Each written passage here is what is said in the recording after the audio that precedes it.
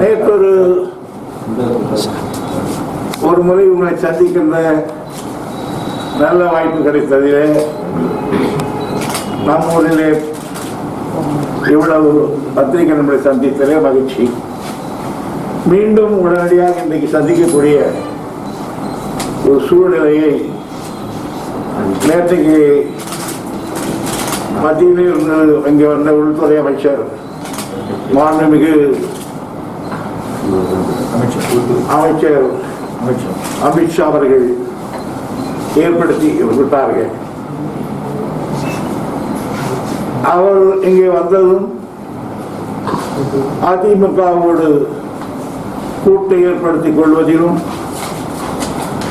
அரசாங்கத்தினுடைய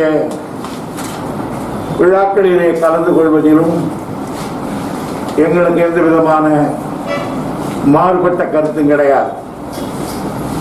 ஆனால் அரசு விழா மக்களுடைய வரிப்பணத்தில் நடத்தப்படுகிற அரசு விழா மேடையை அரசியல் மேடையாக்கிவிட்டு அங்கே அரசியல் கூட்டணியையும் உருவாக்கிவிட்டு எதிர்கட்சிகளை எல்லாம், குறிப்பாக திராவிட முன்னேற்ற கழகத்தை ஏக வசனத்தில் வசைமாறி கொள்விட்டு போயிருக்கிறார். இந்த செயல் ஜனநாயகத்தினுடைய நெறிமுறைகளை அழிக்கின்ற செயல். அரசியல் கட்சிக்கும் அரசியலுக்கும் வித்தியாசம் தெரியாமல் போனால் அங்கே ஜனநாயகம் செத்து சர்வாதிகாரம் தடைக்கிறது என்று பொருள். எனவே அரசு விழாக்கள் அரசு சம்பந்தப்பட்டதுதான் பேச வேண்டும், அரசியல் பேசக்கூடாது. ஆனால் இந்த அரசியல் மக்களுடைய வரிபணத்தில் கோடிக்கணக்கில் செலவுபடப்பட்ட அந்த விழாவில் முதலமைச்சர்கள் இருக்க, அமைச்சர் பெருமக்கள் இருக்க, அவர்கள் தான் தெரியாமல், விவரம் தெரியாத மந்திரிகள் இங்கே இருக்கிறவர்கள் அரசு விழாவிலே அரசியலை கலக்கிறார் என்றால், 12 காலம் அரசியலிலே நீண்ட அனுபவம் பெற்ற உள்துறை அமைச்சர் அமித்ஷா அவர்களும் அரசியலை அரசு விழாக்களில் கலந்து எதிர்கருத்தை சாடி இருப்பது மிக வருத்தத்துக்குரியது. பொதுவாக அரசுக்கும் ஆட்சிக்கும் வித்தியாசம் இல்லாவிட்டால் அங்கே ஊராட்சி தான் ஏற்படும். எனக்கு நன்றாக ஞாபகம் இருக்கிறது, அண்ணா அவர்கள் 67 ஆட்சி மன்றத்தில் ஏறியவுடன் ஒவ்வொருவரையும் பார்த்து வாழ்த்து பெற்றார். அப்பொழுது ராஜாஜி அவர்களையும் போய் பார்த்தார். ராஜாஜி சொன்னார், நீங்கள் என்ன சொல்லுகிறீர்கள் என்று அண்ணா கேட்டார். ராஜாஜி சொன்னார், clear the corridor of your party people. அரசு வராண்டாக்களில், அரசு அலுவலகத்தின் வராண்டாக்களில் உங்கள் கட்சிக்காரர்களை நிரம்பாமல் பார்த்துக் கொள்ளுங்கள் என்று சொன்னார். காரணம், அது ஒரு காலகட்டத்திலே இருந்த நெறிமுறை. ஆனால் இவ்வளவு எல்லாவற்றையும் அடிவிட்டு அரசு விழாக்களில் கொஞ்சம் கூட மத்திய அரசு மாநில அமைச்சர்களும் போட்டி போட்டுக் கொண்டு அரசியலை பேசியிருப்பதை திராவிட முன்னேற்ற கழகத்தினுடைய பொதுச் செயலாளர் என்ற முறையில் நான் வன்மையாக கண்டிக்கிறேன். ஒரு பெரிய பதவியில இந்திய திருநாட்டினுடைய உள்துறை அமைச்சராக இருக்கிற அமித்ஷா போன்றவர்களுக்கு இது அழகல்ல என்பதையும் நான் இங்கே சுட்டிக்காட்ட விரும்புகிறேன். இந்த மேடையில் அவர் 2-3 கருத்துக்களை சொல்லியிருக்கிறார். முதலிலே இந்த ஆட்சிக்கு நற்சான்றிதழ் வழங்கி இருக்கிறார். இதை போல ஒரு மாநிலத்திலே வேறு மாநிலத்தை விட இந்த மாநிலம் முன்னால் இருக்கிறது. தமிழ்நாடுதான் இந்தியாவிலே முன்னிலை இருக்கிறது என்றால் மற்ற மாநிலங்கள் எப்படி இருக்கும் என்று நினைத்து பாருங்கள். நம்ம மாநிலமே கேடுகட்ட நிலையில் இருக்கிறது. இதுவே முதல் நிலை என்று சொன்னால் மற்ற மாநிலங்கள் என்ன படுமோசமாக இருக்கும். வகுப்பிலே 100க்கு 10 மார்க் வாங்கியவன் தான் இது வகுப்பிலேயே முதல் மாணவன் என்றால் மற்ற மாணவன் கதி என்னவாக இருக்கும். அதைத்தான் அமித்ஷா அவர்கள் மேடையிலே சொல்லி இருக்கிறார். அது மட்டுமல்ல, அவர் நற்சான்று வழங்கிவிட்டு போயிருக்கிறார். அது கூட்டணிக்காக அவர் கொடுத்திருக்கிறார். இதே அமித்ஷா அவர்கள் முன்பொரு முறை வந்த பொழுது இந்த ஆட்சியை பற்றி, அமைச்சர்களை பற்றி, லஞ்ச லாவண்யங்களை தோல்வித்து காட்டிவிட்டு போனார். அவையெல்லாம் இன்றைக்கு நிவர்த்தி செய்யப்பட்டதா என்பதை அமித்ஷா அவர்கள் தெரிவிக்கவில்லை. அது மட்டுமல்ல, ஊழலை பற்றி, வாரிசுதாரர் அரசுகளை பற்றி பேசியிருக்கிறார். வாரிசு அரசியலை பற்றி அதை ஒழிக்க வேண்டும் என்று ரொம்ப வேகமாக பேசியிருக்கிறார். வாரிசு அரசியல் இருக்கக்கூடாது, அதை வடநாட்டில் ஒழித்து விட்டோம், தென்னாட்டிலும் ஒழிப்போம். பக்கத்தில் இருக்கிற ஓபிஎஸும் ஜெயக்குமாரும் ஒருவரை ஒருவர் பார்த்துக் கொண்டார்களா? காரணம், அவர்களுடைய மகன்கள் எல்லாம் ஓபிஎஸ் மகன் எம்பி ஆக இல்லையா? அது வாரிசு அரசியல் இல்லையா? ஜெயக்குமாருடைய மகன் எம்பி ஆக இருந்தானே, அது வாரிசு அரசியல் இல்லையா? நான் அவ்வளவுக்கு எதற்கு நான் உங்களுடைய கட்சியில் இருக்க பிஜேபியில் சொல்லுகிறேன். எடியூரப்பா அவருடைய மகன் ராகவேந்திரா இருக்கவரை அது வாரிசு அரசியல் இல்லையா? வசுந்தரா தேவியினுடைய மகன் யஷ்வந்த் சிங் இன்றைக்கு அமைச்சராக இருக்கிறாரே, அரசியலில் இருக்கிறாரே, அது வாரிசு அரசியல் இல்லையா? ஒய் சின்னாவினுடைய மகன் ஏ சின்னா அவர்கள் அரசியல் இருக்கிறாரே, இது வாரிசு அரசியல் இல்லையா? விஜயராஜினுடைய மகள் வீரராஜ் எம்பியாக இருந்தாரு, பிஜேபியில் இருந்த அரசியல் இல்லையா? மகாஜன், பிரமோத் மகாஜன் அவருடைய மகன் மகன் மகன் பி மகஜன் இருந்தாரு, அது அரசியல் இல்லையா? சோனியா மேனகா காந்தியினுடைய மகன் அவர் மருண் காந்தி, 2 பேரும் பிஜேபி தானே, அரசியலில் இல்லையா? பி கோயா, அந்த பி கோயலுடைய மகன் தான் இன்றைக்கு பிஎஸ் கோயல். அவர் தான் சர்வ வல்லமை படைத்தவராக அமைச்சிருக்காங்க. அவருடைய மகன் தானே இன்றைக்கு அவர் இருக்கிறார். அதே போன்றுதான் பெட்னாவிஸ், அவருடைய மகன் பி பெட்னாவிஸ் இருக்கிறார்.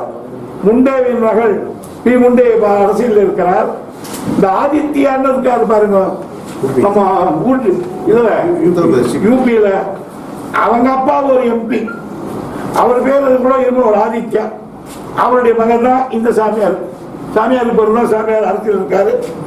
ஆகையினால இப்படி நிறைய பேர், நான் நீண்டமான பட்டியலை படிச்சு கொண்டே போகலாம். விஜயராகவன், விஜயராக, ஆக பட்வா இருக்கார், பட்வா இருக்கார், இவையெல்லாம் பிஜேபியில அவரெல்லாம் அரசியல் இல்லையா?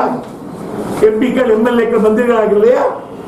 அவையெல்லாம் வாரிசு அரசியலை ஒழித்து விட்டாரா நம்முடைய உள்துறை அமைச்சர் அமித்ஷா அவர்கள்? நான் இங்கிருந்து கேட்கிறேன், வாரிசு அரசியல் ஒழிக்கொண்டு. இது மட்டுமல்ல, நான் 1000 முறை சொல்லி இருக்கிறேன்.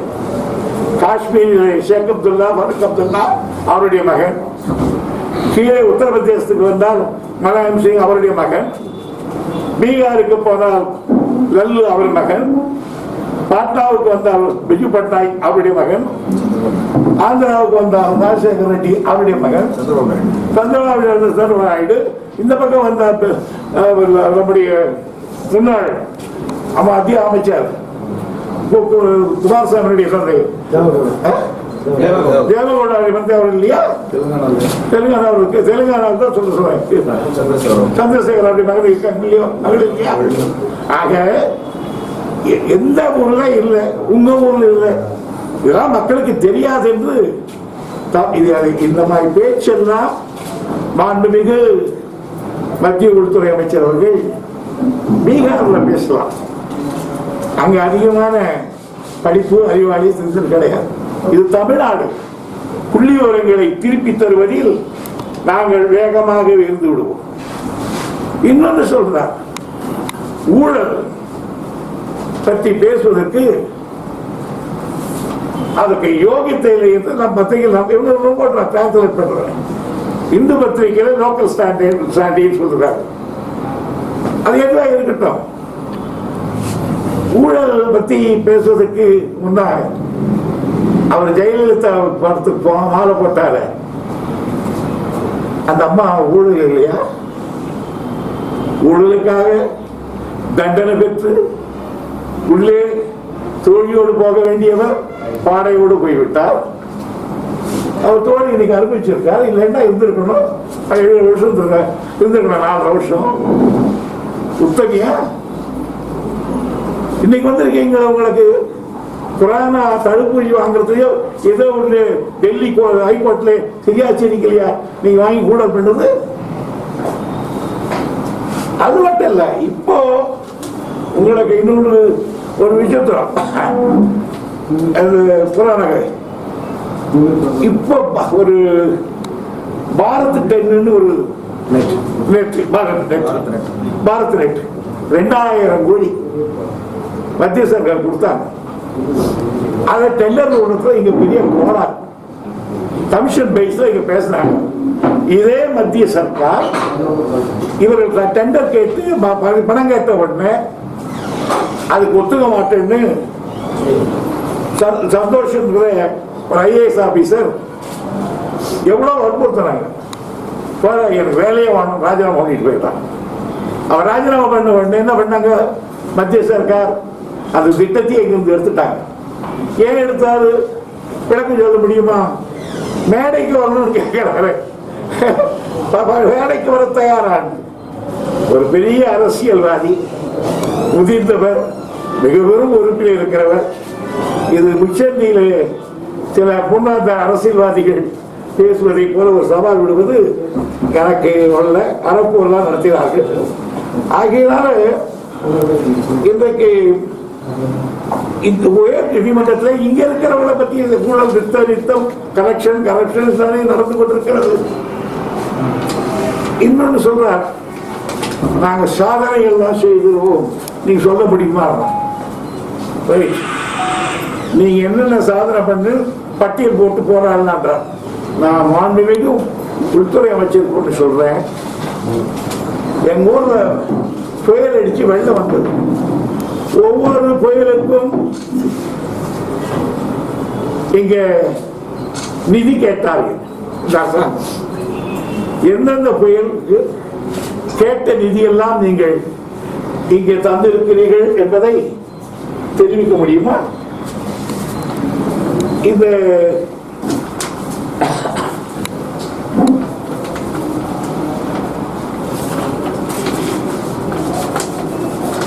நாங்கள் கேட்டமே நீட் தேர்வு அது வைத்திருக்கீங்களா? வேற ஒண்ணும் வேணாம். இருக்கிற மந்திரிகள் நேற்று இந்த செப்டம்பர் மாசம் ஒரு செப்டம்பர் மாசத்துல ஒரு தீர்மானம் பண்ணாங்க. என்ன அனௌன்ஸ் பண்ணாங்க,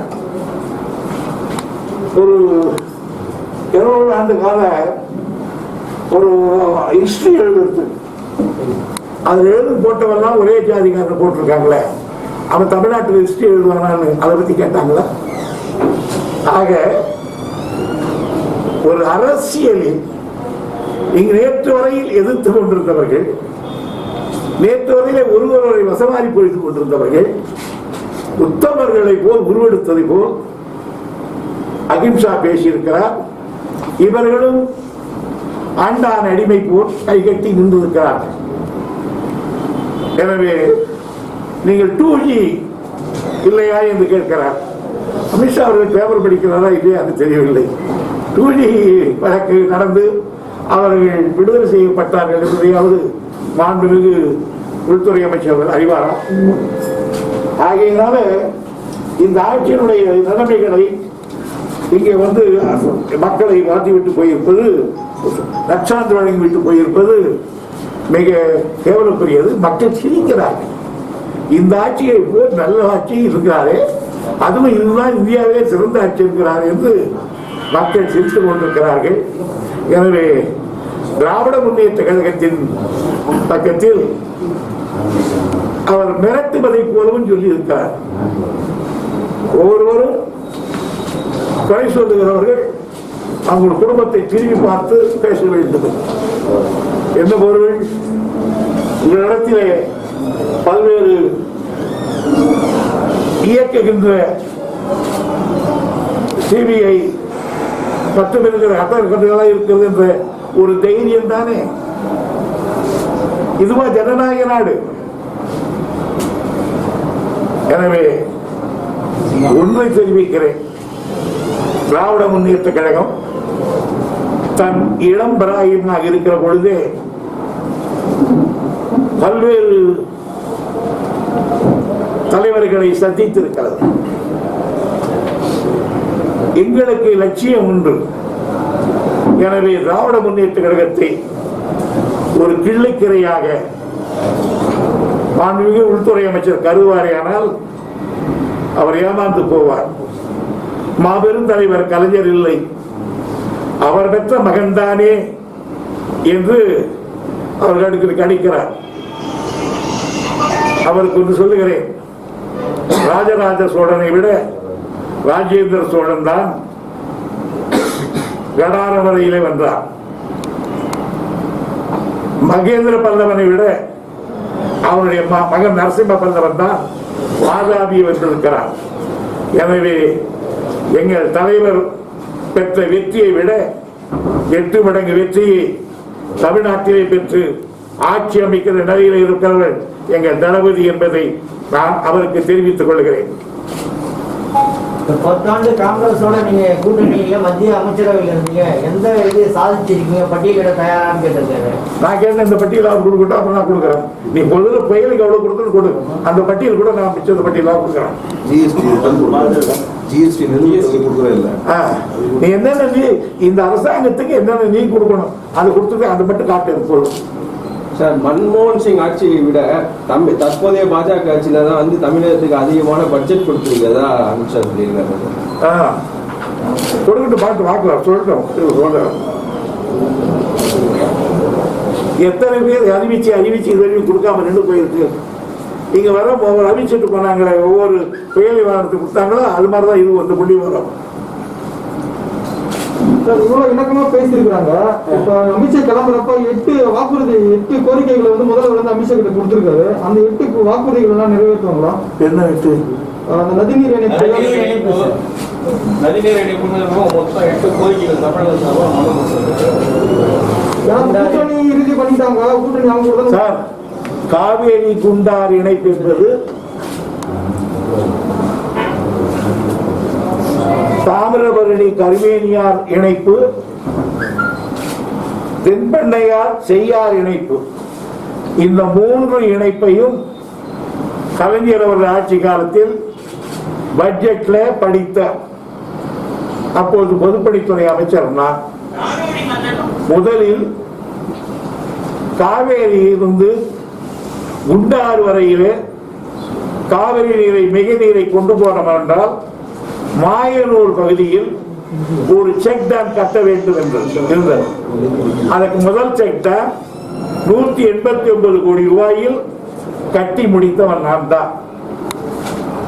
அதே போல் தாமிரபரணியில் இருந்து கருமேனி ஆற்றுக்கு தண்ணீரை கொண்டு போகிற பொழுது சில விவசாயிகள் தடுத்த பொழுது 4.5 அடி கனடியன் கால்வாயிலே 4.5 அடிக்கு மேல் தண்ணி போனால் வீணாகும், அந்த தண்ணீரை மட்டும்தான் எடுத்து போகிறோம் என்று சொல்லி நான் 3 திட்டங்களை போட்டு 300 கோடியிலே 3 திட்டங்களை துவக்கி அது நடந்து கொண்டிருந்தது. இந்த 10 ஆண்டு காலத்தில் நான் வைத்ததுக்கு மேல் ஏதாவது நடந்திருக்கா சொல்லுங்கள்.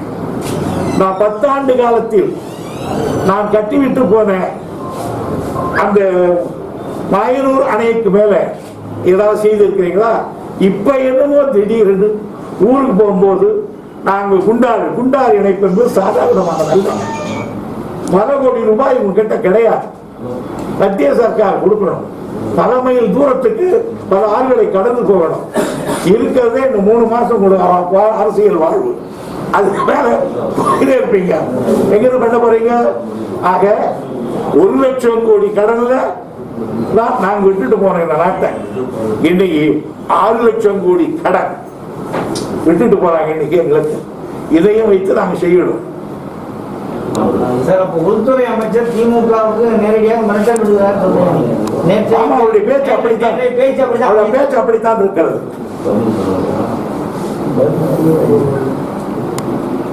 இப்ப நேரடி விவாதத்துக்கு வர தயாரா கூப்பிடுறாரு, திமுக தயாரா இருக்கா? அவர் வந்து அவர் சொல்லுங்க, 2 பேர் தானே வர்றேன் எப்ப அவர் எப்ப சொல்லுங்க, நானே வரேன்.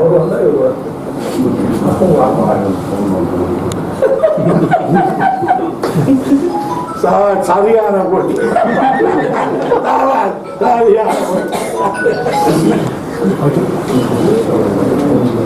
சார், இப்ப ரீசெண்டா பீகார் நடந்த தேர்தலில் கூட அந்த வாக்குப்பதிவுல முறைகேடு, அதனால வந்து வழக்கம் போட்டிருக்காங்க. அந்த மாதிரியான சூழல் இந்த மனதில் வச்சுதான் அதிமுக ஆட்சி தொடரும். பீகார் அல்ல தமிழகம். இது பெரியாரால் சுயமரியாதை பெற்று சுய உணர்வு அறிவு பெற்றவன், இது அண்ணாவால் அரசியல் பாடம் கற்றவன், கலைஞரால் தமிழ் உணர்வையும் தன்மானத்தை பெற்றவன். ஆகியனாலே இதல்ல அங்கே பீகார் அல்ல தமிழ்நாடு. மூத்த குடிமக்கள் இப்ப தபால் ஓட்டுக்கு அறிக்கை ஒண்ணு கொடுத்திருக்காங்க. இது என்ன சார் அநியாயம்? உலகத்துல பாருங்க, பீப்புள் ரெப்ரசன்டேட்டிவ் ஆக்ட் ஒன்று இருக்கு.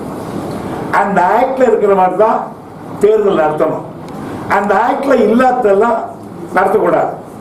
இவ என்ன சொல்றா, 80 வயது ஆனால் அவர்களுக்கு போஸ்டல் ஓட்டு போடலாம்.